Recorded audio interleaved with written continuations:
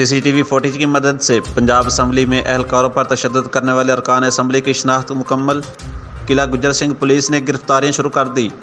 گلبرگ سے خاتون MP گرفتار، مزید کی گرفتاری کے لیے چھاپے جاری۔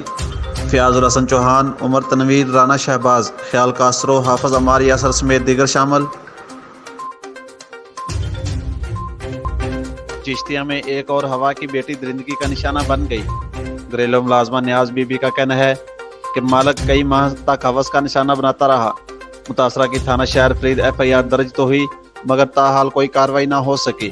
متاثرہ نے اعلیٰ انتظامیہ سے نوٹس کی اپیل کی ہے۔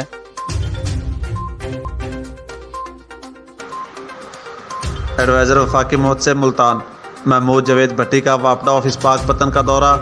وفاقی موت سے ملتان نے وافدہ آفس پاک پتن میں سائلین کے وافدہ سے متعلق مسائل سنے اور شکایات کے فوری ازالہ کے لیے ایکشن وافدہ کو موقع پر احکامات جاری کیے۔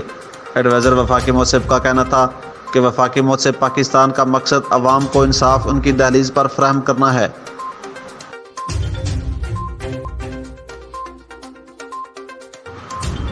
عمران خان کی کال پر دوسرے شہروں کی طرح خیرپور ٹامے والی میں بھی امپورٹڈ حکومت کے خلاف ریلی نکالی گئی، جس میں نوجوانوں کی کثیر تعداد نے شرکت کرتے ہوئے عمران خان سے یکجہتی کا اظہار کیا۔